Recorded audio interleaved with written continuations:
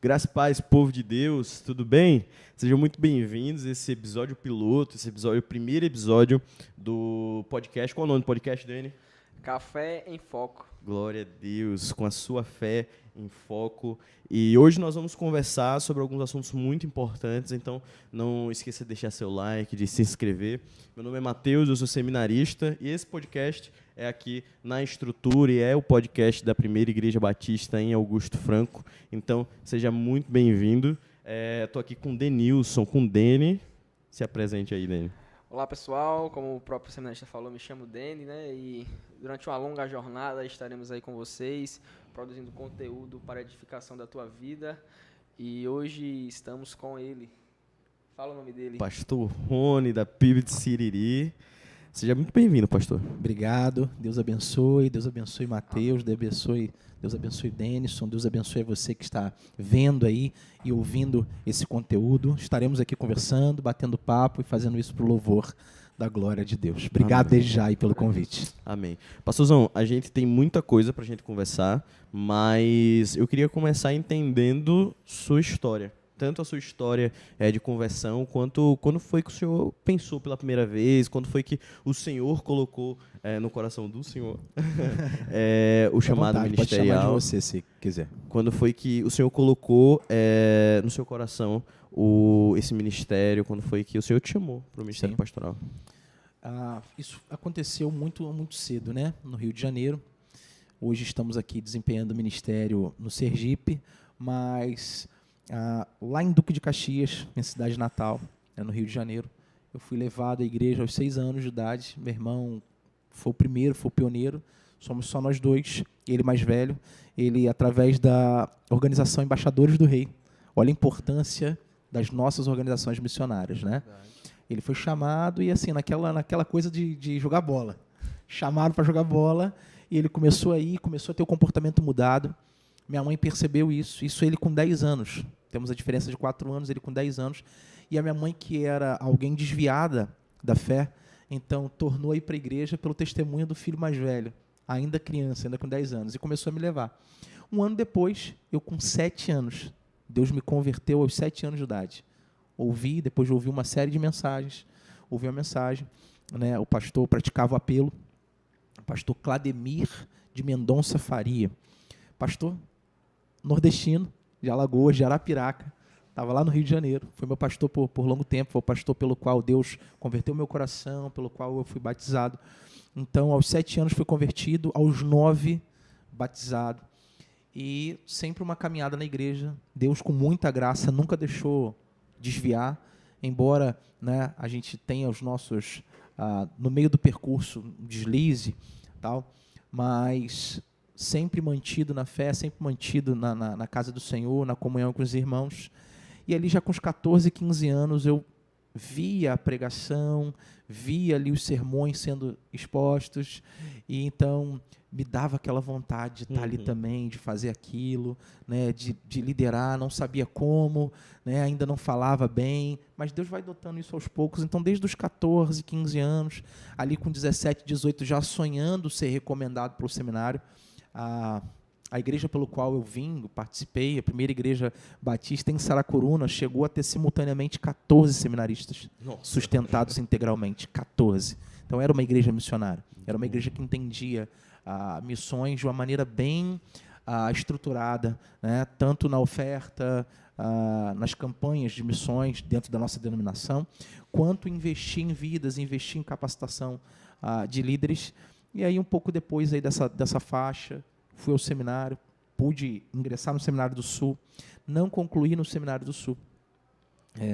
Vim concluir há pouco tempo, já na Charles Spurgeon, né? Passei pela Charles Spurgeon, pelo Ministério Reverentes, aqui do Sergipe, e então estamos aí, pela graça e para a glória do Senhor, servindo Ele, aonde Ele nos enviar, hoje, em solo sergipano. Amém. O senhor é de... Sou de Duque de Caxias, Rio de Janeiro. Perfeito. Baixada Fluminense do Rio. E está em Siriri. Siriri, agora. Como foi que aconteceu essa história para chegar em Siriri? Então, muito interessante. Eu tinha um convite E esse convite era para Minas Gerais mesmo, onde eu estava no momento. Passei 9 anos, cidade da minha esposa, Muriaé, onde eu servia a Deus na primeira igreja batista de Muriaé, pastoreada pelo pastor Áquila Serra Cabral. Pastor Áquila Serra Cabral, um beijão, te amo. Um grande homem de Deus que me instruiu na fé evangélica, no sentido de uma teologia bíblica, de uma teologia mais pura, né? Foi ali onde eu tive um encontro com uma teologia mais sadia, embora já convertido por Deus, embora já tendo a clareza de ser um vocacionado pela graça, somente pela graça. Então, estava ali e, tendo concluído o seminário, houve então de cara um convite, né? Um convite ali para perto, próximo à região de Juiz de Fora, zona da Mata Mineira, próximo à cidade de Muriaé. Mas quando eu tive esse convite, eu abri para 3 amigos. Não sabia muito bem como lidar com isso, era o primeiro convite, então fui em 3 pessoas que eu confiava, 3 pastores, né, que já tinham passado por isso, cada um ao seu jeito, cada um ao seu tempo. E um deles está no Sergipe. E aí me perguntou, olha, você está aberto a convite? E eu, assim, novo na coisa, né? Falei, olha, não sei, me convidaram e eu estou orando e pensando em aceitar. Então você está aberto? Né, o pastor perguntou. Eu falei, pode ser. E aí, assim, deu 2, 3 dias depois, veio o convite da igreja de Siriri. Então, esse pastor pegou a informação, sabia que a igreja de Siriri estava em processo, uma igreja que até então era muito carente, né? Não estou falando de finança, estou falando de carente de um carinho pastoral, sobretudo de um cuidado pastoral, realmente bíblico, né, na dependência do Senhor. É uma igreja que estava passando por um processo delicado, embora tinha um pastor interino, que hoje é um grande amigo meu, o pastor Samuel, também um abraço, pastor Samuel Fernandes. E então, o meu nome foi indicado para a igreja já estava numa reta final, já estava buscando outros nomes. Então, o pastor Samuel fez contato comigo. Olha que interessante, eu estava em Muriaé, Minas Gerais. O pastor Samuel aqui no Sergipe. O pastor Samuel é de Muriaé, Minas Gerais. Então, ele é de lá, minha esposa também é natural de lá. São quase que parentes e não se conheciam. Olha os caminhos que Deus nos faz percorrer, né? E então a gente trocou ideia, pude conhecer um pouco, mesmo que a distância da igreja. E quando vim, já vim definitivo.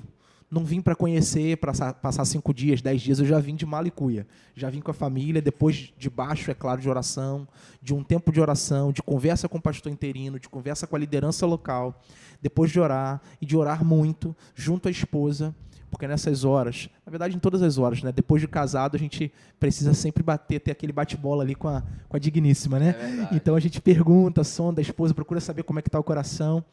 E a Larissa, que nunca pensou estar no Nordeste, o coração dela ardeu pelo convite. Eu falei, opa, com certeza é sinal do Senhor.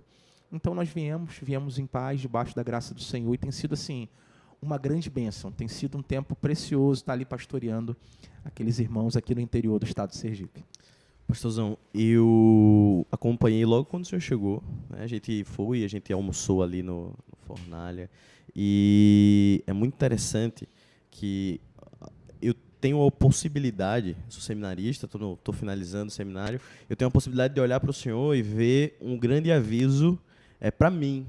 O senhor me ajuda pessoalmente, eu acompanho o Siriri, toda hora tem um coraçãozinho ali, e é um claro aviso para mim, para que eu não caia em algumas tentações que seminaristas acabam caindo.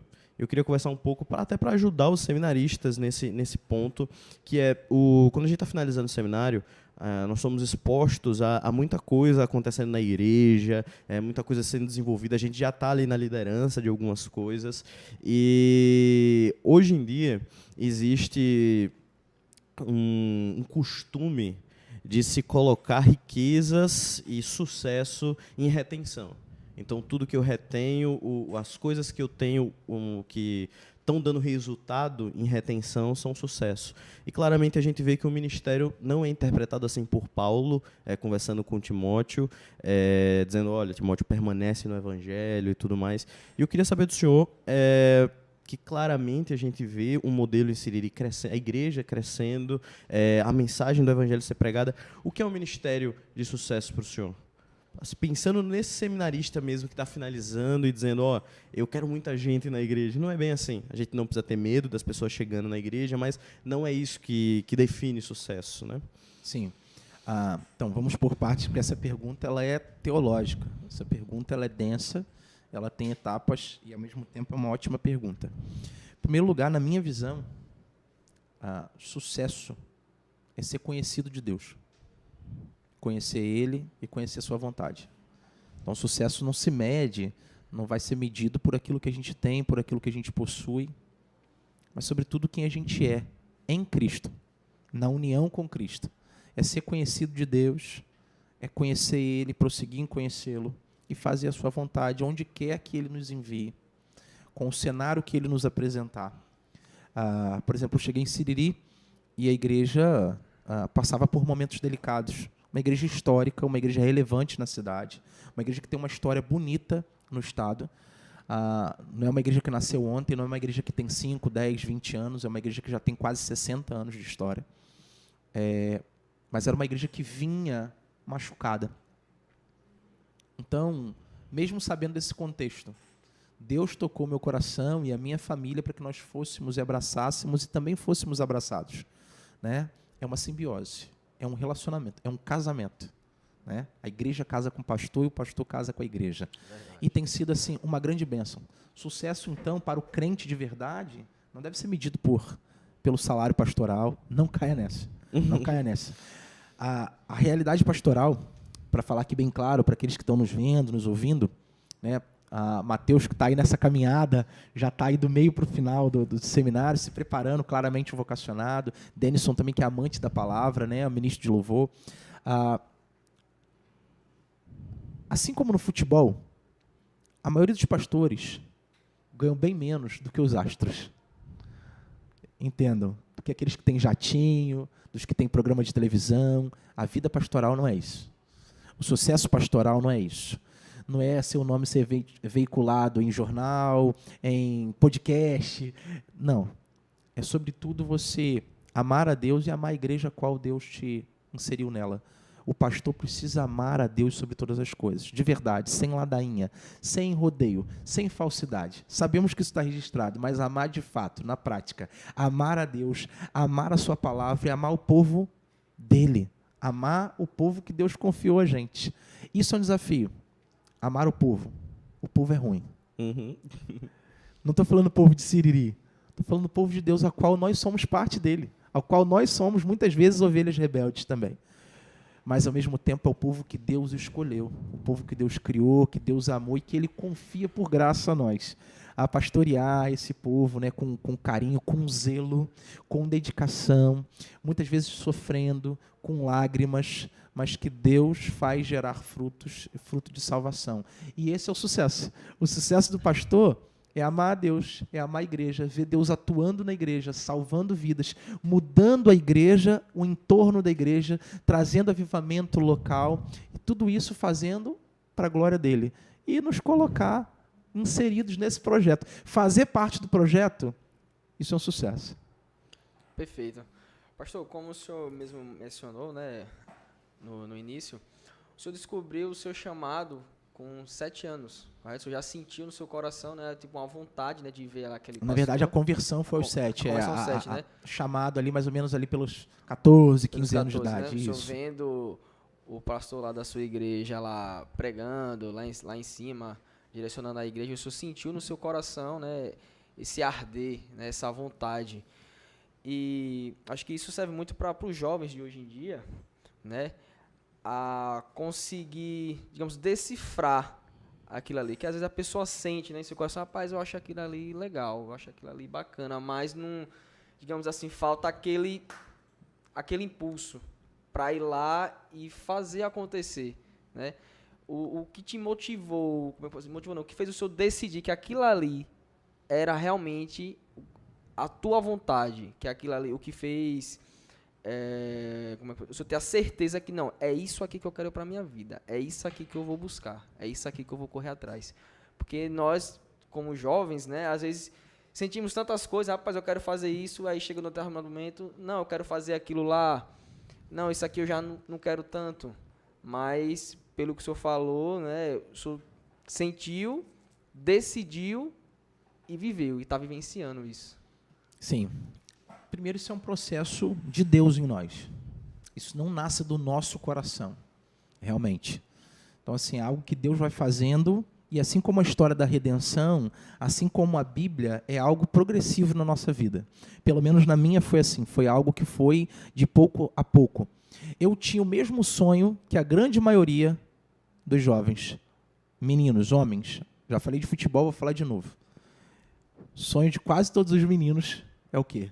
Ser um jogador de futebol, né? Então, assim, a gente buscava isso. Eu, com 9 anos, 9 para 10 anos, tinha acabado de ser campeão caxiense de futsal. Eu, com 10, 11 anos, era um dos mais promissores zagueiros do estado do Rio na área do futebol de salão. Com 13 anos, eu já tinha esse tamanho.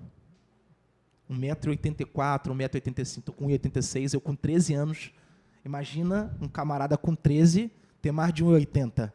Muito cobiçado, não gordinho, né? como é que estou agora, né? Tava mais magrinho, o físico. Então, tinha esse sonho.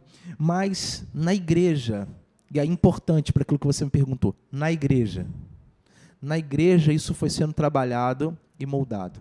Porque o foco na igreja, no convívio com o santo, no convívio com a palavra, no convívio com outros irmãos, a cada ministração, a cada conferência, né? A cada retiro, isso ia sendo trabalhado no meu coração. Então, ia colocando de lado o sonho material, a parte carnal, e Deus ia me chamando. E Deus ia me conduzindo aquilo que Ele queria para mim. Porque o Adão que mora em mim queria sucesso. O Adão que mora em mim queria dinheiro. O Adão que mora em nós, ele sempre vai buscar essa coisa, a realização profissional, o bem-estar acima de tudo, a busca pela felicidade de maneira desenfreada. Vou passar por cima de tudo, de todo mundo, eu quero é ganhar o primeiro milhão. É isso que a maioria quer. Mas então, guerreando carne e espírito, já tendo sido habitado pelo Espírito Santo, já tendo sido convertido, mesmo que muito novo, aos 7 anos, então Deus foi trabalhando na minha mente, convivendo com homens, né? A gente estava falando aqui em off sobre os crentes do passado, né?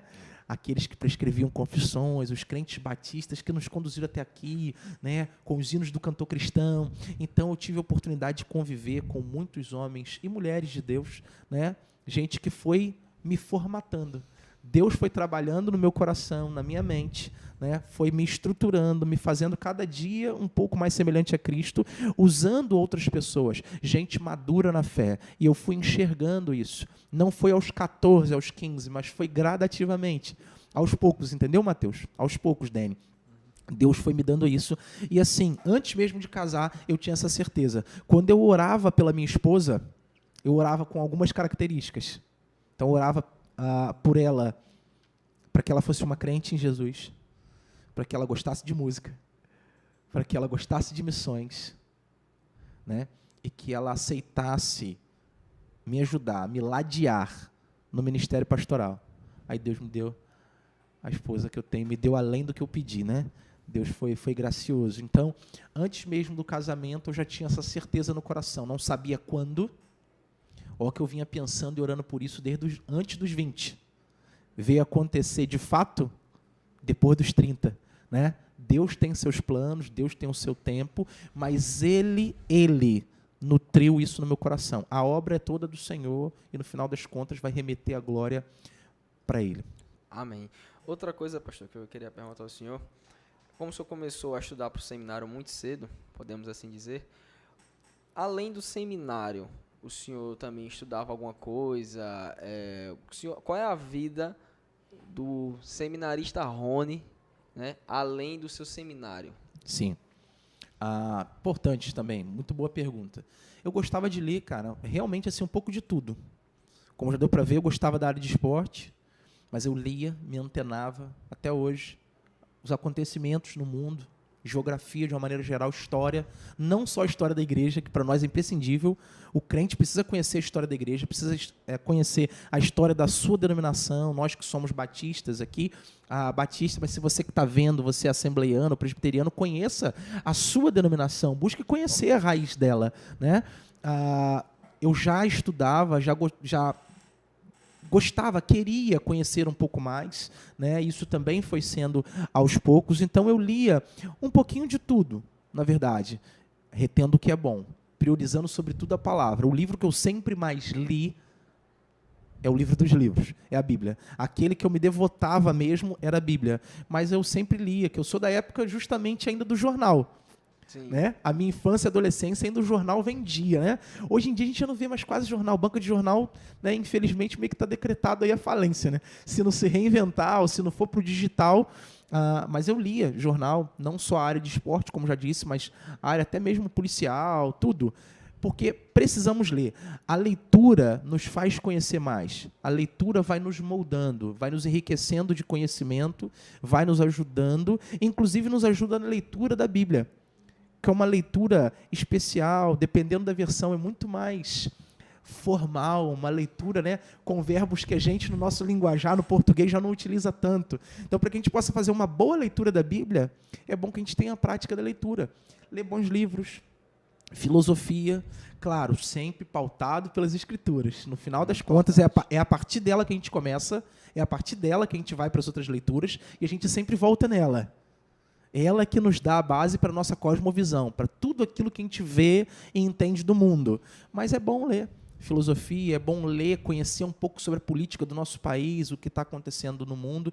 A gente não pode ficar somente alienado ao que se passa na realidade da nossa comunidade de fé. A gente precisa saber qual o contexto que estamos inseridos, qual é a realidade da nossa cidade, do nosso estado, do nosso país. Né? Isso é importante para um seminarista, para um futuro pastor e para um crente de uma maneira geral. E a maioria dos seminaristas vão ter aí como grande homem de Deus e um grande influenciador do estudo Spurgeon, por exemplo. A gente tem a biblioteca de Spurgeon com tudo. Nosso pastor Batista, né? Sim, sim. Então vamos entrar um pouco nisso, pastor. Eu acho que nós temos um trabalho aqui na PIBAF, muito de pegar essas bases de história batista e tudo mais, mas eu gostaria de entrar um pouco assim, porque nós não sabemos quem está nos assistindo, né? Pessoas de todas as igrejas, pessoas que gostam um pouco da história batista. Então vamos falar um pouco sobre a história batista. De onde nasceu os batistas? Foi de lá de João Batista, que saiu e foi sumindo e aparecendo? O que foi que aconteceu? Bem, como você já perguntou e já riu, né? Você deu um pouco aí daquilo, já deu um spoiler da resposta, né? Tanto para vocês quanto para quem nos vê e nos assiste. Então, assim, não, né? Essa coisa do JJJ, isso é uma lenda, não passa de uma lenda. Podemos, de alguma maneira, até compreender qual é a intenção, né? Porque realmente o termo batista vem de batismo, vem de baptizo, né? De imersão, né? E aí todo respeito e carinho aos nossos irmãos presbiterianos, mas o batismo, né? Pela etimologia da palavra, por aquilo que nós vemos em Cristo, na realidade do Novo Testamento, é algo mesmo onde tem uma quantidade de água, né? Então há ali a imersão e todo um simbolismo santo por trás disso. Nós então, embora sim, a gente vem desde Abraão, não somente de João Batista, a gente vem desde a aliança, desde o pacto de Deus, a partir de Abraão, onde ali todas as nações e todo o povo do Senhor é bendito, né? A partir de que Abraão ouviu o chamado, creu e aquilo foi-lhe imputado como justiça, ele foi justificado. Então, todo crente, na verdade, nasce a partir daquela aliança de Deus para com o homem pecador, Abraão, mas agora justificado, salvo, né? E o pai da fé. Mas perceba, nós como batistas mesmo, na origem, nós nascemos a partir do final do século XVI. Entre o final do século XVI, meado do século XVII, não se tem uma data específica, algo que rompe, algo que assim, nascemos nesse dia, nesta data, neste ano. Mas do meado para o final do século XVI até o meio do século então XVII, ali então, finalzinho dos anos 1500, já depois das reformas na Europa tendo sido eclodidas, né?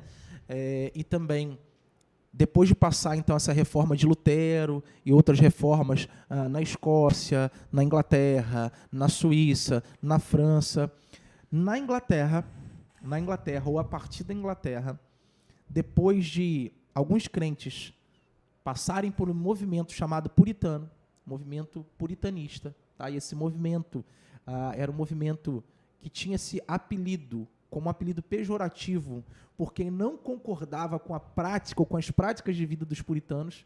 Os puritanos eram homens e mulheres santos, né, de Deus. Então, assim, teve esse movimento puritano, que já começa a decidir a romper com a igreja estatal da Inglaterra, com a igreja estatal de Roma. Desse movimento puritano, sai um movimento chamado de separatistas. Esse sim, muito mais claro ainda. Eles decidem se separar completamente da igreja, que a gente não pode nem chamar de igreja, não deveríamos chamar de igreja, mas era a igreja do governo. Era a igreja estabelecida pelo governo da Inglaterra. Então, esses separatistas não concordam, já tendo uma ótima teologia, em que os puritanos dão esse start. Os separatistas, então, rompem. De certa forma, de certa maneira, em alguns aspectos, eles discordam dos próprios puritanos. E desse movimento, então, separatista, nasce os batistas.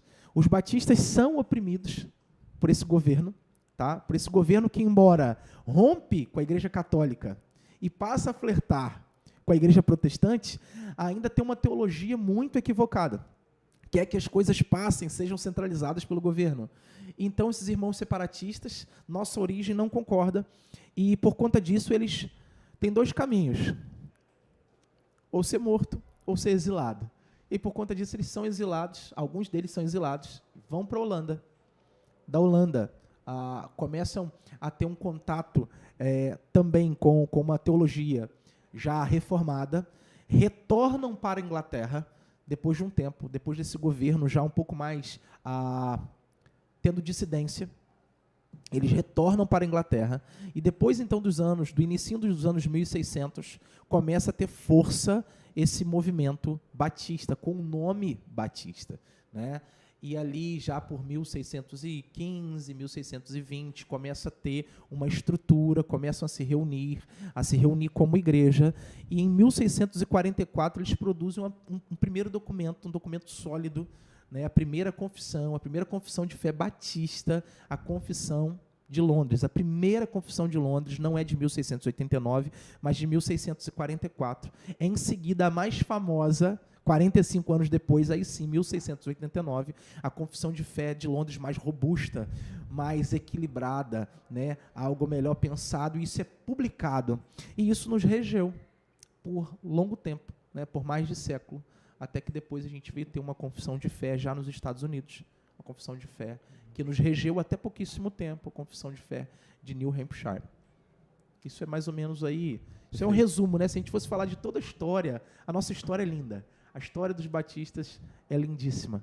Sim, sim. E principalmente no Brasil, quando a gente vai começar a entender o que foi que aconteceu no Sim. Brasil, é muito bonito mesmo. Mas agora falando rapidamente sobre essas confissões de fé, eu acho muito interessante porque nós hoje temos não é confissão, nós temos a declaração doutrinária. Doutrinária, e naturalmente alguns irmãos que se entendem de uma teologia mais reformada, eles podem adaptar essa declaração com a Confissão de Fé de New Hampshire, ou também a de 89.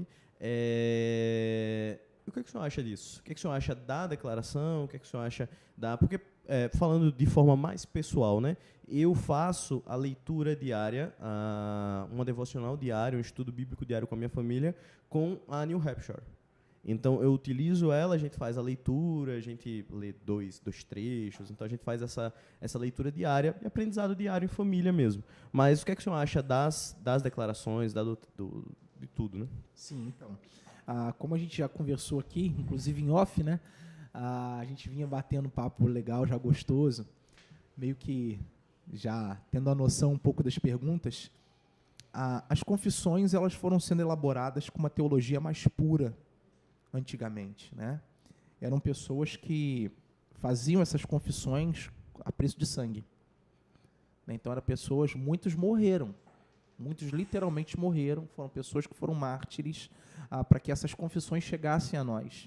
Eram pessoas que entregavam, que doavam tudo realmente ao rei e ao reino, né? Elas se entregavam, se doavam, né, em prol do Evangelho. Então, a Confissão de 1644 e também a de 1689, em Londres, são confissões mais robustas e mais puras, vamos dizer assim, né?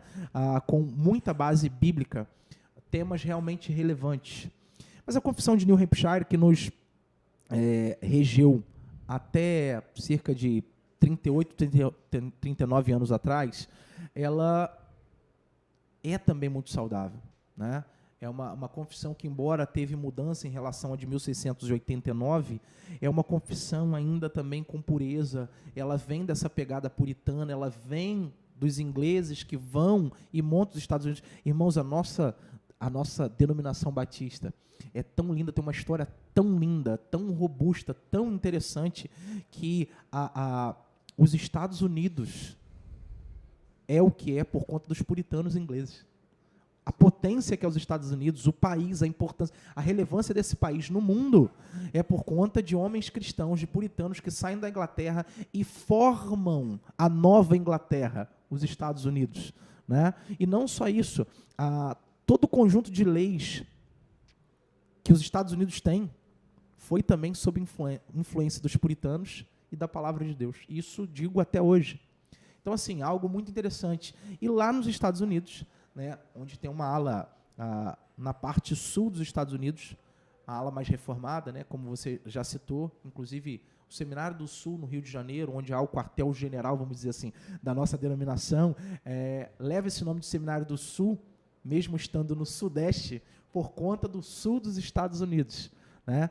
Então, assim, ali nós temos, nos Estados Unidos, nessa nova Inglaterra, conduzida por homens santos de Deus, essa confissão de fé de New Hampshire de 1833, depois de 1853, né, há um ampliar dela, há uma revisão dela, inclusive vocês conseguem achar isso, não estamos sendo pagos para isso, mas vocês conseguem achar na editora Pronobis, editora batista. Sim. É uma editora que é totalmente batista, está feito por batistas, para batistas, uma editora que é do Rio de Janeiro, Pronobis, tá? Do pastor Judiclei Santos, pastor batista, pastor da Igreja Batista do Jardim Botânico.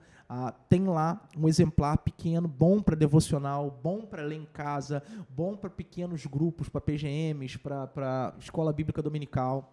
E a declaração de fé, ou melhor, a confissão de fé de New Hampshire, ela é assim, totalmente saudável em todos os seus pontos, né? Bíblica, com bases bíblicas que são bem encaixadas, que dão realmente base para os temas. Então você lê, você se sente seguro e ali você consegue compreender não só a teologia bíblica, mas muito da nossa história que nos trouxe até aqui. Ao passo que nós temos a declaração, né, de fé doutrinária, e a gente precisa lidar com ela e lidar com o devido respeito, lidar da melhor maneira, ser conhecedor dela, né, e ensinar a igreja. Eu procuro dosar.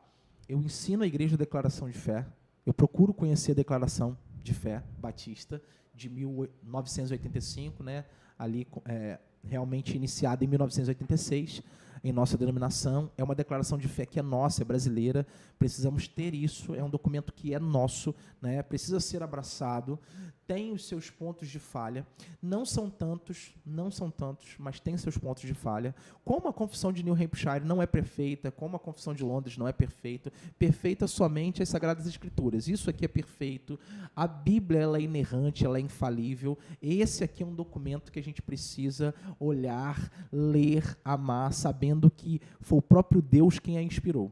Todo outro documento fora da Bíblia vai conter erro, mas a declaração doutrinária da nossa Convenção Batista Brasileira, ela foi pensada, foi projetada com uma ótima intenção para evitar problemas. O liberalismo teológico, não só nos Estados Unidos, na Europa, já tinha feito um estrago, já tinha penetrado em solo brasileiro.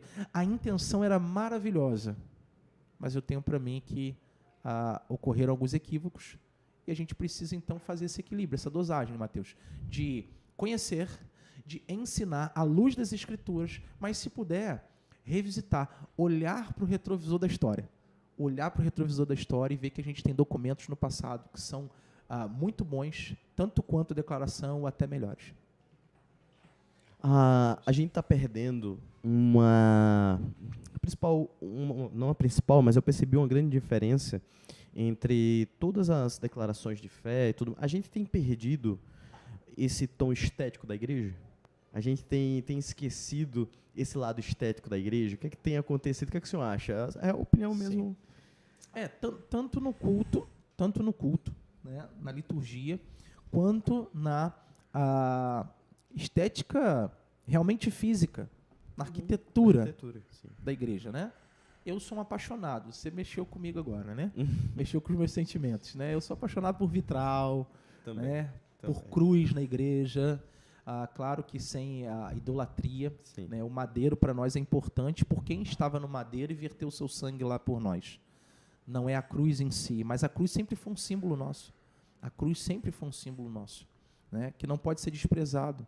Então, às vezes, por uma aversão à Igreja Católica, por símbolos venerados na seita católica, a gente então despreza aquilo que nos trouxe até aqui, né? Como a cruz, repito, como vitrais, como púlpito centralizado, púlpito de madeira. Púlpito de madeira. Eu tenho saudade de púlpito de madeira. Sabe por quê? Vou falar algo para vocês. O púlpito de madeira, ele não é questão pura de estética. Tem uma teologia por trás.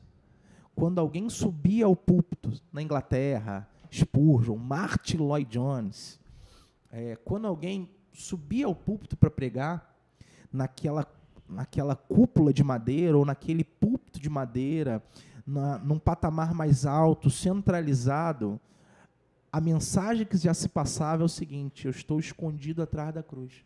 Eu só prego atrás da cruz de Cristo. É na autoridade do nome de Cristo que eu prego. Então, hoje em dia, você vê acalma o coração, mas hoje em dia você vê latão, você vê acrílico, você vê ferro, você vê madeira, né? E não estou falando que isso é pecado. Não estou falando que isso é errado. Não é isso. Mas a gente vai perdendo a nossa identidade, não só como batista, mas agora sim como crentes em Jesus, como protestantes, né? Porque tudo antigamente, há 500 anos atrás, tinha um significado, né? Não foi só romper com a seita católica. Tudo era muito bem pensado, a arquitetura, cada passo da liturgia do culto era realmente organizado a fim de glorificar a Deus de ponta a ponta, na estética, na altura do templo, no tamanho do templo, no púlpito, né? Mesmo, e aí quando eu falo púlpito, não estou falando patamar, mas no púlpito, onde a Bíblia está ali centralizada, a Bíblia em cima do púlpito, no centro da igreja, há um significado, onde a Bíblia é o centro, é a centralidade do povo de Deus, onde Cristo é a centralidade, a cruz no meio, a Bíblia no meio, no patamar mais alto, onde todos, qualquer um, de qualquer tamanho, de qualquer idade, poderiam e deveriam olhar. Tudo isso tinha um significado, né? Então, hoje, realmente, há uma mudança na estética, e você colocou muito bem na pergunta, muito porque as nossas confissões, os nossos documentos de fé, escritos a sangue, foram sendo deixados para trás, né? E quando a gente se depara com isso, às vezes, num seminário confessional, a gente fica, uau, onde é que estava isso que eu não conhecia, né? Nossa. Aonde estava isso? Deixa eu conhecer mais, beber mais. E isso é bom, isso é legal, né? Eu estava conversando com uma pessoa e eu disse, cara, às vezes parece que nós temos um senso de sermos anticatólicos. Eu não sou anticatólico, sou anti qualquer heresia. E a gente vai bater em todas as heresias e vai rebater isso tranquilamente na luz da palavra. Mas eu não posso ser anticatólico que eu vou jogar fora, por exemplo, a gola clerical. Sim. Tão linda, com um significado tão bonito. Acabei de falar do pastor Judy Clay, ele é um dos que prega, né? Ele sempre usa. Sim, e o significado é maravilhoso da gola. Estou clerical, preso, né? sou escravo da mensagem. Então, nós vamos jogar fora uma estética tão intensa e tão bonita, com tanto significado, simplesmente porque estamos dizendo, somos anti uma heresia específica. Não, seria uma perda muito grande. Pastor, aproveitando o que o senhor falou, né, da palavra, da importância, né, que somente ela é inerrante, somente ela traz a verdadeira edificação para o nosso coração, eu gostaria de perguntar ao senhor como é ter um devocional, né, constante, um devocional mais intenso, né, para servir de sugestão para essa nova juventude que está aí se formando, para os adolescentes, né, que logo vão se tornar jovens, né, e assim também não digamos o futuro da igreja, né? Porque eles são a atualidade, eles são a realidade da igreja, né? E nós, como estamos um pouquinho mais velhos, podemos assim dizer, né? É sempre importante guiarmos esses adolescentes, né? Guiarmos essa criançada que está começando a vida no ministério agora, né? Na palavra de Deus. Sim. A primeira coisa é devocional é vida. É vida com Deus. Sem rodeios, sem ladainha. Devocional é vida. É vida diária com o Senhor. Devocional precisa ser como a gente faz com toda e qualquer outra coisa. A gente bebe água todo dia. Toma banho todo dia. Toma café todo dia. Se arruma para algo todo dia. Seja você para o trabalho, para a escola, para vir para a igreja. Todo dia. A gente cumpre liturgias. Religiosamente, nós cumprimos ritos, nós fazemos certas coisas diariamente, costumeiramente. Está na nossa rotina. O devocional precisa ser algo nesse sentido. A gente não pode viver sem um devocional. Sem ler a Bíblia, sem orar, sem ter uma vida de devoção, de piedade. O crente é chamado, ele é convocado a exercer, a ter uma vida piedosa. E a vida piedosa nada mais é, não tem segredo, do que uma vida de comunhão diária com Deus. Eu gosto de uma frase dos puritanos, eu gosto de uma frase, de um termo, que não é só um termo, é um estilo de vida santo, que é coram Deo. A vida diante da face de Deus. É fazer tudo para o louvor da glória de Deus. É tomar um café para a glória de Deus, é bater um papo para a glória de Deus, é cultuar no templo para a glória de Deus, é no futebol, por incrível que pareça, jogar para a glória de Deus, ali ser um missionário, é no trabalho, é na escola, na faculdade, no seminário, dentro de casa, numa lição para o filho, para a filha, né?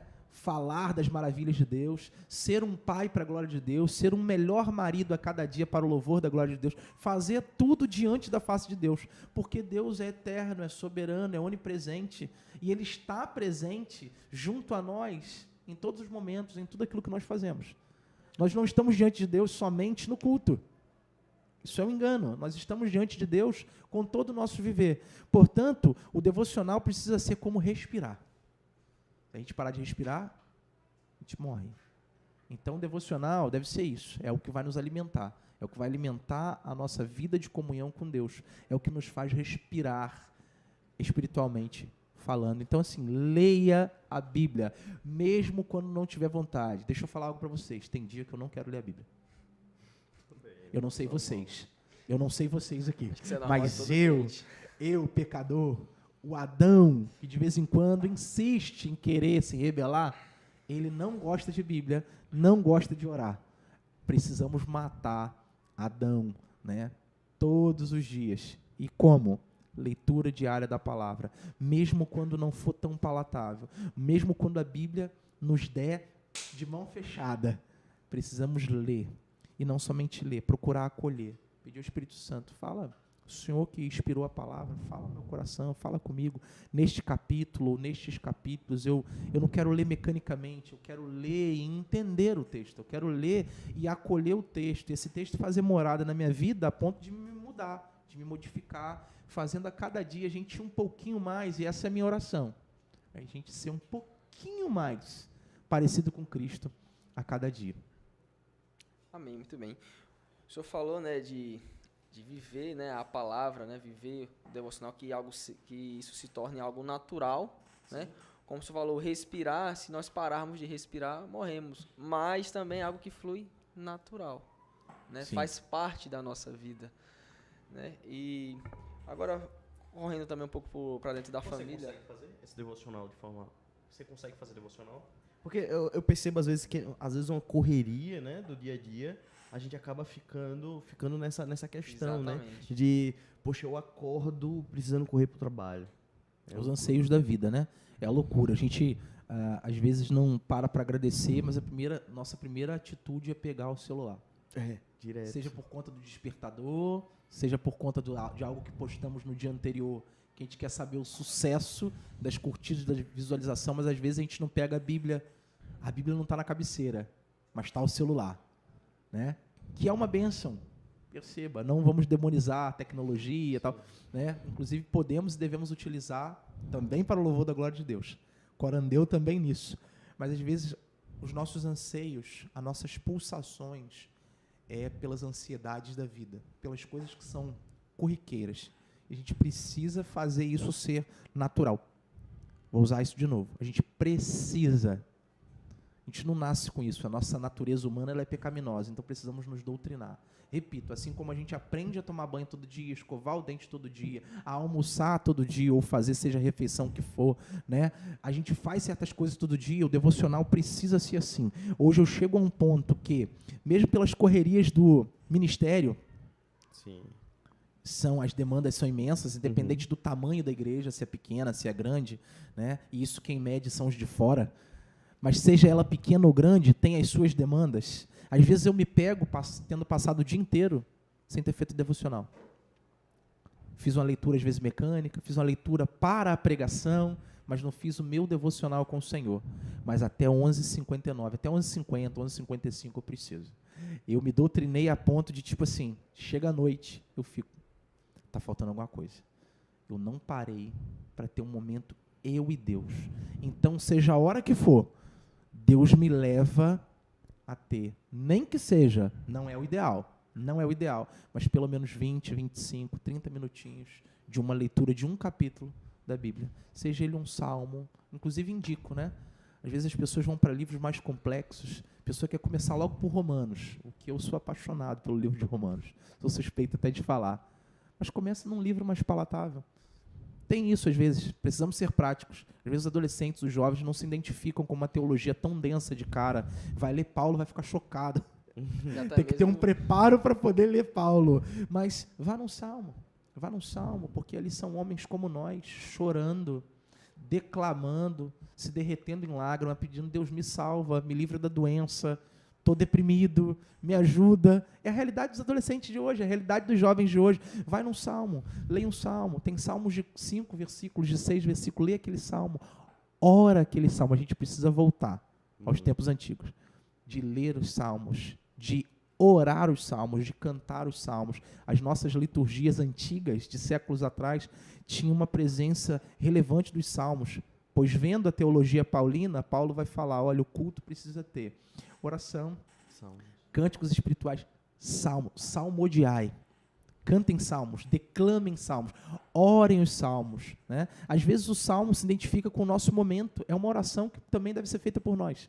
Então, assim, o devocional para mim não tem muito segredo. É bom ter um livro devocional? É bom. Acho que é um bom caminho. Tem devocional de Spurgeon, hoje você encontra devocional de todo tipo, desde coisa saudável até perigoso. Até permita-me, até porcaria. Mas tem. Você pode procurar, pergunta ao seu pastor, pergunta ao seu líder, pergunta ao seminarista da igreja, vai alguém de confiança que você vê uma fé verdadeira, piedosa, e peça um material. Pega uma confissão, pega a confissão de New Hampshire, né, para poder fazer isso, e não deixe de ler. É normal que vai acontecer um dia, pela correria do dia a dia, que você vai esquecer. Não se martirize também por isso. Mas, naquilo que puder, se doutrine. Se for o caso, anota lá no seu quarto, no seu escritório, ponha na geladeira. Preciso ler a Bíblia hoje. Deixa aquilo ali, né? Eu indico você fazer no início do seu dia. Eu indico fazer no início, mas cada um, perceba, a Bíblia não fala sobre isso. Não de maneira tão específica, mas o ideal é que seja, penso eu, a primícia. Você dá o primeiro momento ao Senhor. Mas eu já acordo 6 para ir para o trabalho, acorde 5. Acorde 5h30. Durma mais cedo no outro dia, para estar disposto para acordar mais cedo, para poder se dedicar, para dedicar esse momento ao Senhor. Mas se você não pode, ou se você no decorrer do dia, por exemplo, eu tenho hábitos noturnos, eu rendo melhor à noite. Seja para sermão, seja para o que for. Então, às vezes, o meu devocional é da parte da tarde para a noite.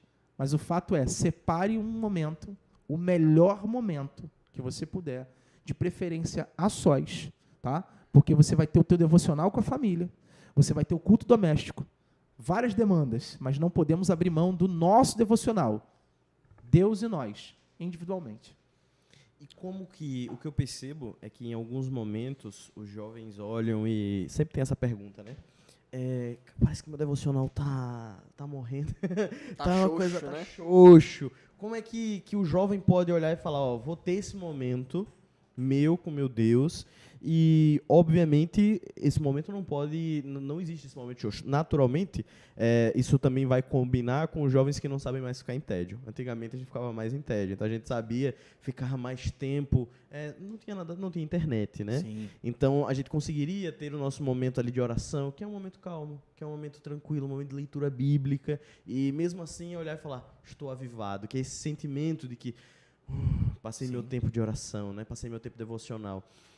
Como é que a gente pode adicionar o nosso devocional para que seja um devocional ainda mais bonito, um devocional ainda mais entregue a esse momento? É bom ter um preparo, Mateus, tanto Mateus quanto Dani, né? Você que está nos vendo aí na sua casa, está nos assistindo também. De maneira bem prática, é bom que haja um preparo, porque nós tendemos a ser mecânicos em tudo ou em quase tudo que a gente faz. A partir do momento que a gente faz certa coisa, a gente começa a fazer por alguns meses, por um ano, a gente começa a ser mecânico, a fazer aquela coisa por osmose, fazer por fazer. Já sabe fazer, já sabe que todo dia, naquele tal horário, vai fazer aquilo ali, a coisa começa a ficar mecânica. Isso é natural de nós, seres humanos, tá? Todos nós fazemos isso. A questão qual é? Precisamos nos preparar. Isso deveria ser também com o culto. Haver um preparo antecipado em relação ao devocional, em relação ao culto ao Senhor. Perceba, uma dica, se você gosta de música, antes de ir para o devocional, coloque uma música. Vá para o seu quarto, coloque uma música. Cristocêntrica, de preferência. Coloque uma música que remeta à autoridade de Cristo, que louve e adore a Cristo, a pessoa de Cristo, né? Porque o devocional é culto. A gente precisa ter essa compreensão. Devocional é culto, só que é culto individual. É o meu culto, é o melhor do meu culto, no melhor do meu tempo, ao Senhor. Eu vou falar com Ele, Ele vai falar comigo. Então, eu estou me preparando para um culto. E aí eu preciso, é ideal que a gente não saia. Você acabou de ver um filme de muita ação, de morte, você gosta desse tipo de estilo, você acabou de sair da Netflix e vai fazer o devocional. Seu corpo, sua mente, seu coração está agitado, acalma. Coloca uma musiquinha no quarto, no escritório, coloca uma música, uma canção. Ore através dessa canção, junto com essa canção. Se você toca algum instrumento, toca aquele instrumento. Adore ao Senhor, né? Prepare a alma. Perceba que não é assim que nós fazemos no culto. Geralmente, os nossos cultos não começam pela palavra. Há orações, há momento de intercessão, de súplica, há canções. As canções são usadas estrategicamente, cantando ao Senhor Jesus, quase sempre numa cadência de ter algo mais animado e depois vai caindo o ritmo. Geralmente, antes da pregação, é uma música mais de quebrantamento, tanto na letra quanto na melodia. Então a pessoa está preparada, o coração está aberto para a mensagem. Deve ser assim também no nosso devocional, né? Então fica uma dica de você preparar um local onde não vai ser atrapalhado, e isso é um desafio para o nosso tempo, né? Seja na nossa casa, você tem um ambiente só para você. Às vezes a casa é muito tumultuada, se é casado, às vezes tem filho, tem mais de um filho, né? E a esposa está nos afazeres, tal. Se você é esposa, o marido está ali no escritório, ou fazendo algum trabalho mais braçal. Então é um desafio para nós, porém a gente precisa encontrar esse time, encontrar o local, o ambiente preparado para que nós possamos nos dedicar em devoção e piedade ao Senhor, não somente a falar, mas a ouvir a Deus. O coração precisa estar aberto, precisa estar sensível, debaixo de oração, para poder ler as Escrituras e, iluminados pelo Espírito Santo, não somente ler. É importante isso. A gente vai para Atos, a gente vê esse termo.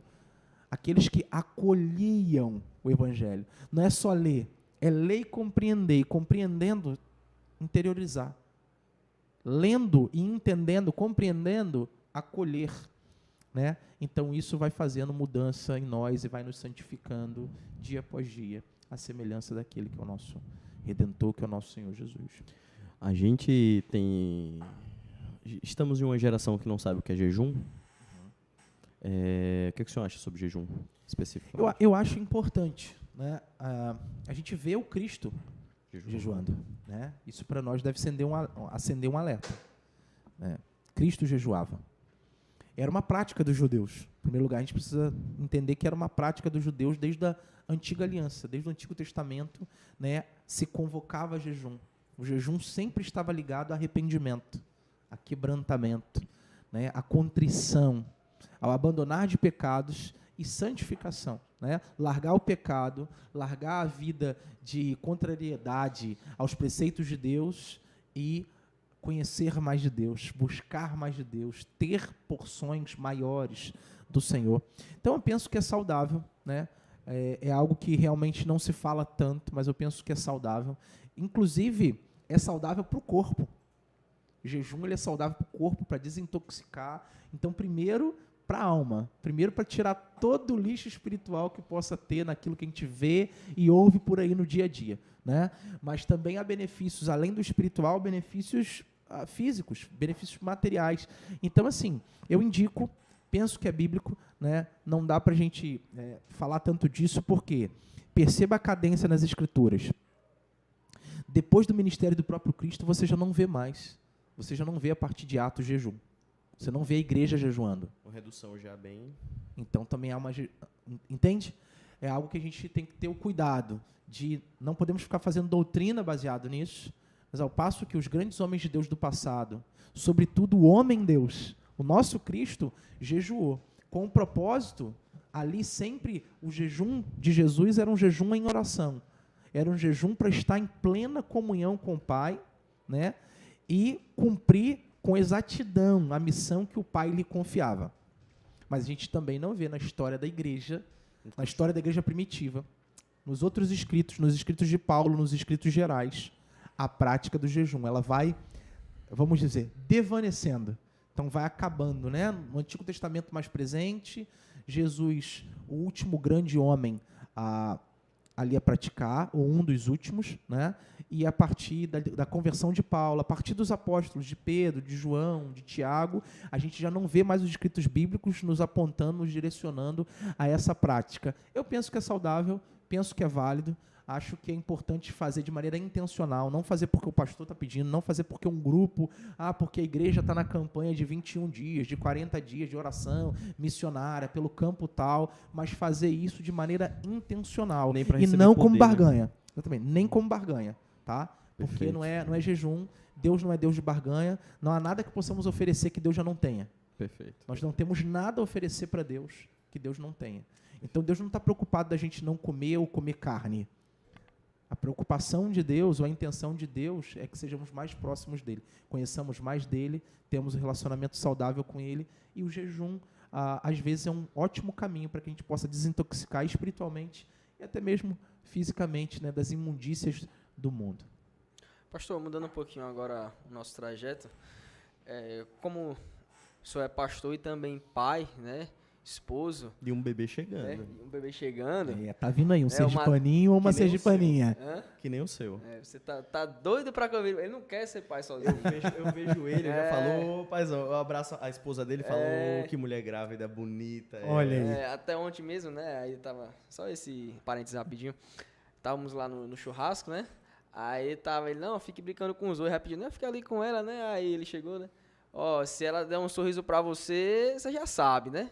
É o próximo pai. É o próximo pai, né? Aí, de bestinha que ele é, né? Ele ficou de canto assim, né? Fazendo gracinha pra ela rir, né? Diz, rapaz, você quer porque quer estar numa vontade tão grande que eu tem nunca que ter vi. filhos, a gente tem que garantir aí o futuro Mandato da igreja. cultural, né? De povoar a terra. É verdade. Aí, já aproveitando, entrando nesse caminho, como é conciliar a vida de pastor, né? Com também a vida de pai, né? De esposo. Porque sabemos que o chamado pastoral ele demanda muito tempo do pastor, né? Muito o cuidado das ovelhas, do rebanho de Cristo, né? Mas também não podemos nunca jamais negligenciar a nossa família, né? Os nossos, podemos assim dizer. Como é conciliar isso? Existe uma vocação específica para a esposa do pastor? Vamos lá, então uma de cada vez. Vamos lá e vamos chegar ali. Primeira coisa. O primeiro reduto do pastor é a sua casa. 1 Timóteo 3, permitam-me ler. À vontade. 1 Timóteo 3, nas credenciais para o pastor e depois para os diáconos, o que acontece? Vai falar uma coisa interessante. Eu não vou ler todas as credenciais aqui, mas é um texto lindíssimo, dos versículos 1 ao 7, né, de 1 Timóteo 3, primeira carta de Paulo ao jovem pastor Timóteo, né, um pastor muito promissor, alguém que foi pastor da igreja de Éfeso, imagina. Éfeso foi pastoreada por Paulo, por João, por Timóteo, que igreja, né, que privilégio. Timóteo é um jovem pastor e Paulo está escrevendo para ele acerca da adoração, para instruir o povo a adorar coletivamente. E aí no capítulo 3, ele vai falar sobre as credenciais de um bispo, né, de um presbítero ou pastor, e depois dos diáconos. Então, ele chega aqui no versículo 4, especificamente, e fala, ele, o pastor, aquele que quer ser pastor, deve governar bem sua própria família, tendo os filhos sujeitos a ele, com toda a dignidade. Aí olha a nota interessante, versículo 5. Pois se alguém não sabe governar sua própria família, como poderá governar ou cuidar da igreja de Deus? Isso já nos responde. Percebam, um bom pastor, um pastor levantado por Deus, vocacionado pelo próprio Deus, ele precisa, sobretudo, educar a sua família na fé, cuidar bem dela, zelar por ela, ter tempo. Isso requer tempo. Isso requer tempo. O pastor precisa arrumar tempo para cuidar do povo de Deus, da igreja que o Senhor lhe confiou. Mas a começar pelo povo, o primeiro reduto da igreja, a nossa família. Se o pastor só se dedica à igreja, a igreja local, e não se dedica em casa, tem alguma coisa muito errada. Então, meu primeiro reduto é a Larissa e o Isaac. Meu primeiro reduto. Vocês me trouxeram essa pergunta e a gente não havia combinado, nem conversado nada aqui. Por exemplo, com o Isaac eu faço homeschooling. O Isaac não estuda escola tradicional. Eu trouxe ele para o homeschooling para ter mais tempo como pai, para ter mais tempo como mestre, para ter mais tempo como pastor. E como ele tem desenvolvido. Não estou falando para que todo mundo faça isso. Tá? Mas nós entendemos que para o Isaac, para a criação dele na fé, foi melhor. E para o desenvolvimento dele, não somente cristão, mas como criança, futuramente como homem, tem sido melhor. Ele tem aprendido mais no contato com aquele que é pai e pastor. Eu tenho o privilégio de ser o pai dele e de ser o pastor dele. Ao passo que, da mesma maneira, é assim com a Larissa. Né? O privilégio de ser esposo, né? E também ser pastor. Então, o primeiro reduto do pastor é a sua casa. Se ele não governa bem, como Paulo instrui a Timóteo, como que ele vai governar bem? Como que um pastor vai governar bem a igreja de Deus, o povo de Deus, que é um grupo maior e muito mais complexo. Não é homogêneo, é heterogêneo. Pessoas que pensam diferente, pessoas de culturas diferentes, tem rico, tem pobre na igreja, tem idoso, tem criança. Se você não cuida de 2, 3 na sua casa, que você convive todo dia, se você não cuida bem, fazendo isso com zelo, com amor, pela verdade da palavra, como que você vai cuidar da igreja? Então perceba, e isso requer tempo. Esse cuidado, esse zelo não vai ser de uma hora para outra, né? Da noite para o dia. Não, não será. A gente precisa dedicar tempo, assim como precisa ter o tempo para devoção, para o devocional. Assim como precisa ter o tempo para instruir os irmãos na fé, para cultuar junto com a igreja, para fazer um gabinete, para ter um tempo de aconselhamento pastoral, precisa ter o tempo para a família. Esse talvez seja o nosso maior desafio, a administração do tempo. Seja para um pastor, seja para um líder de música, seja para um jovem cristão hoje em dia que tem o curso técnico, a preparação para o concurso, o inglês, às vezes uma outra língua, um francês, um mandarim, né? Então tem trabalho, tem estudo, tem várias demandas e o tempo fica craquelado, o tempo vai se encurtando, mas perceba, Deus não errou. Deus criou 24 horas para todo mundo. Para todo mundo, verdade. Precisamos, então, administrar o tempo para o louvor da glória de Deus. Quando a gente não sabe administrar o tempo que é uma criatura do Senhor, que Ele criou, para que a gente se deleitasse nesse tempo criado, né? Quando a gente não aprende o equilíbrio disso, a gente falha, a gente peca contra Deus. E o pastor, então, um bom pastor, um pastor preparado, um pastor humilde, que quer agradar a Deus, em primeiro lugar, as ovelhas que Deus o concedeu são os seus, são os da sua casa. A gente precisa, então, dedicar tempo, né, para investir na família, investir na esposa, investir nos filhos, porque o inimigo realmente não brinca de ser inimigo. O inimigo investe nas crianças, investe nos adolescentes, e nós não podemos estar aquém disso. Nós precisamos realmente colocar nossas crianças, nossos adolescentes, nossos idosos, a igreja de uma maneira geral, diante do Senhor em oração. E isso começa, o culto começa, a igreja começa pelo primeiro reduto que Deus criou, pela primeira instituição que Deus criou desde o Éden, a família. Então, nesse caso, a gente vê que algumas pessoas, especificamente, elas vêm correndo disso, né? Vêm correndo não dizendo que é o seu caso, mas vêm correndo de ter filhos pela situação do mundo atual, né? Já que foram situações muito piores já aconteceram, mas as pessoas cada vez mais vão correndo. O que o senhor acha disso? E, pra gente finalizar, só mais 2 perguntas. Eu esqueci de responder essa pergunta. A esposa do vocação, pastor, ela é uma mulher vocacionada a ser esposa de pastor, porque é um cargo difícil. Sim. Apesar dela não ter a necessidade daquele comprometimento que o pastor tem, porque ela é esposa do pastor, mas é difícil o cuidado do pastor, estar ali com a igreja, né, desenvolvendo o ministério do pastor e tudo mais. Sim. A vocação da esposa do pastor é a mesma que a gente vê em Efésios 5. É a mesma que a gente vê em Efésios 5, que tem lá o lado para o homem, o aspecto para o homem, e o aspecto também para a mulher. A esposa do pastor, ela deve ladear o pastor. Sim, é uma vocação. Né? Deus não vocaciona só o marido. Sim, perfeito. Né? Deus vocaciona o marido para ser aquele que vai pastorear as ovelhas do Senhor. A mulher não vai pastorear, a mulher não é pastora. Tá? A mulher do pastor não é pastora. Eu brinco com isso. A mulher do dentista é dentista. Uhum. A mulher do advogado é advogada. Sim. A mulher do pedreiro é pedreira. Não, tá? A mulher do pastor não é pastora. Né? Ao passo que ela tem esse ministério de ser uma ajudadora idônea. E que responsabilidade. Ser esposa de pastor não é fácil. Ser filho de pastor não é fácil. Né? Há uma cobrança que penso eu até que não deveria existir, mas é fato. A gente não pode se esquivar disso. Não deveria existir, não deveria ser assim, mas é assim na nossa realidade de evangelicalismo no Brasil. As pessoas cobram mais do filho do pastor, cobram mais da esposa do pastor, acham que a esposa do pastor tem que estar à frente, tem que ser pelo menos regente, ou tem que cantar. Não, a esposa do pastor ela tem que ser uma ajudadora idônea.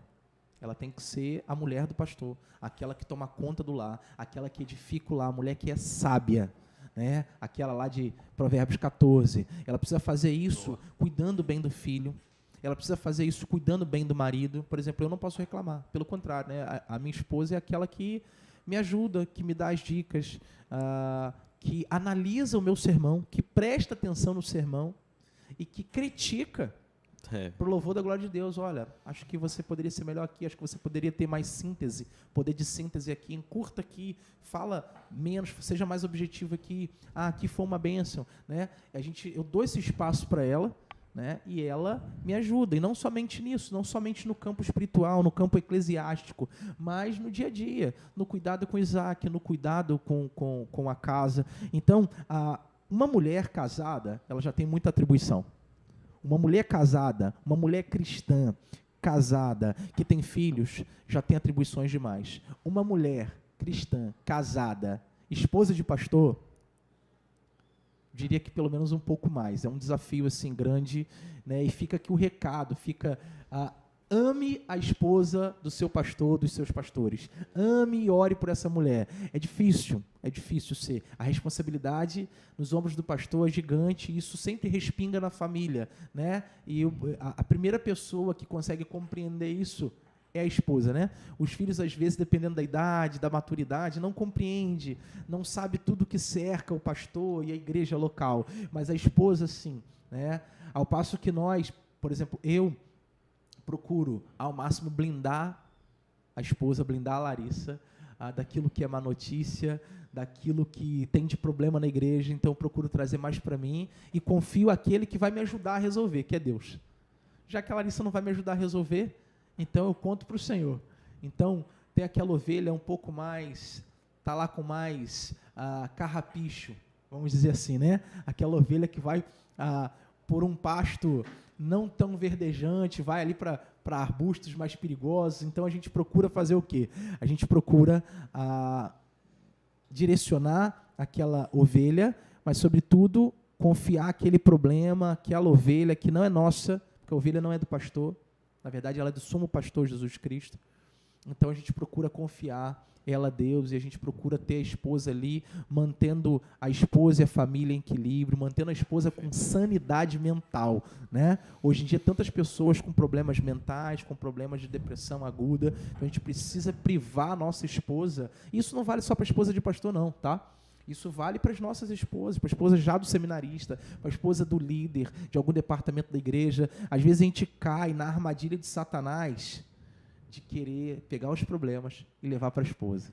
Tudo que a esposa não precisa ouvir, ela já tem problema demais em casa, ela já tem problema conosco, ela já precisa administrar os nossos problemas, o nosso ego, enfim, o cuidado com os filhos, o dia a dia da casa pesado, né? Então a gente precisa orar pelas esposas, a gente precisa amá-las, e isso não só na teoria, mas na prática. Mas teve outra pergunta que você me fez que eu confesso que eu esqueci. Não, mas essa já foi perfeito. É muito interessante, pastor, porque a esposa, ela cuida do pastor. Naturalmente cuida da igreja, por isso. Eu acabei percebendo muito isso numa rotina um pouco maior de pregação. Não é uma vocação? E uma rotina de visita e tudo mais. E a esposa deixa tudo cuidadinho ali. E fala, meu Deus, minha esposa é maravilhosa. Por isso, fazer até meu merchan aqui, né? Meu amor, te amo. Mas, assim, é maravilhoso esse cuidado especial nessa relação.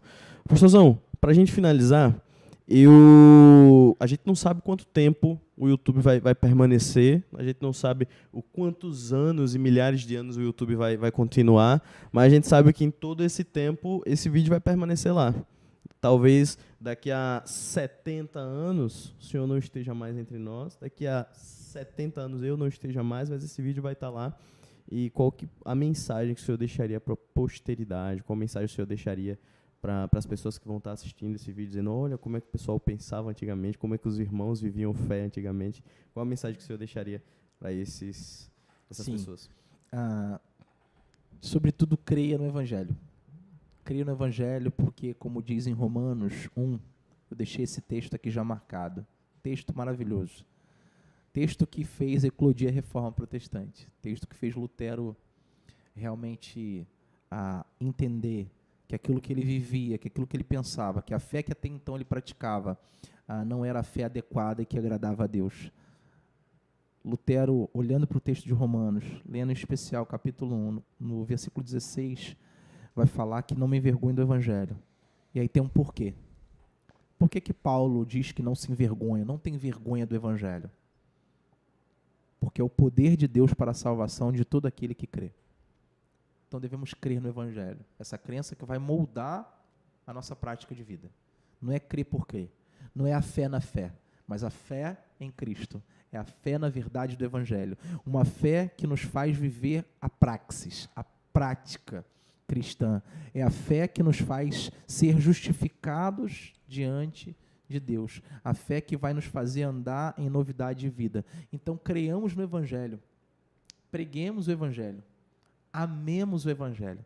O Evangelho deve ser algo que deve nortear a nossa vida. Essa conversa, o podcast, a PIBAF, a cristandade no Sergipe, no Brasil. Amém. Agora, daqui a 70 anos, é tudo por conta do Evangelho. É tudo por causa de Cristo. Tem tudo a ver com Cristo, né? Uma frase que é cunhada bastante por agora, e que nisso eu concordo, é que não tem a ver conosco.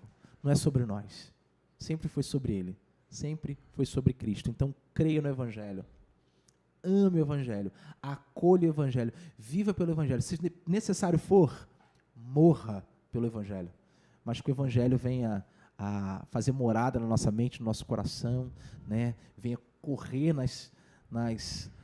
pelas veias e saia pelos poros, a fim de que outras pessoas também conheçam, acolham e venham amar esse santo Evangelho de Deus que nos salvou, que nos tem santificado e nos faz ser igreja. E a igreja de Cristo é sublime. Amém, irmãos. Já estamos encaminhando para o fim. Gostaria de agradecer ao pastor Rony, né? É uma satisfação inenarrável ter o senhor aqui conosco, né? Já é a segunda vez, correto? Segunda vez, né? E agradecer também a todos que, de certa forma, contribuíram para esse momento, né? Para esse dia. Sabemos que toda a honra e glória somente daquele. Amém. E se estamos aqui hoje, é porque o Senhor nos permitiu é porque foi do agrado dele que isso acontecesse. E só isso mesmo, só agradecer. Matheus, tem alguma coisa para acrescentar? Nós estamos em conferência, né? Conferência por onde o rio passar. Então, caso você queira, aproveita que já está no canal da igreja, dá uma olhadinha nos vídeos. O pastor Rony pregou ontem e teve a continuação hoje pela manhã. Então, não adianta, você assiste ontem, assiste hoje pela manhã. Foi uma mensagem maravilhosa. Hoje à noite nós ainda temos mais uma mensagem de Deus para vocês. Então, tá tudo aí no canal. Também estaremos no Spotify para dar uma ajudada. Então, eu quero ouvir o pastor Rony, quero ouvir a mensagem enquanto estou no carro, enquanto estou indo para algum lugar. Você já consegue com muita tranquilidade, trava o celular, fica tudo bem tranquilo. E a gente está aí para vocês. Caso você seja de Aracaju, caso esteja próximo ao Augusto Franco, você também tem uma igreja local aqui no Augusto Franco, bem na canal da UNIT, certo? Então, na canal da UNIT, um pouco mais distante da UNIT, próximo à mercearia aqui do Augusto Franco. Você colocar no Uber, na rua da mercearia do Augusto Franco, você já vai ver uma igreja vermelha, grande, com muita facilidade. Próximo ao quê, Isaac? Próximo ao Banese, a rua do Banese. Você já vai ter com muita facilidade, dando honra a quem tem honra. Nós estamos aqui com o irmão Zac, estamos aqui com o irmão Emanuel, o próximo aí a se casar, tirando o Zac, e tem feito um trabalho maravilhoso para a honra e glória do Senhor. Amém? Amém. Pessoal, estamos, fim, né? Chegamos ao fim. Chegamos ao fim, né? Esse foi o nosso Café em Foco de hoje, né? Episódio pioneiro, podemos assim dizer. E que o Senhor nos abençoe, te abençoe sua família, né? Aproveitem deste conteúdo para edificar também a tua casa. O pastor Rony hoje deu vários conselhos, várias dicas, né, com relação a devocional, a família, a chamado, né? Orem ao Senhor, procure ter uma vida de fé e prática, né? Estejam com a fé em foco e confie nele, pois ele irá direcioná-lo. E é isso. Até uma próxima. Tchau. Deus abençoe. Cheiro. Vocês.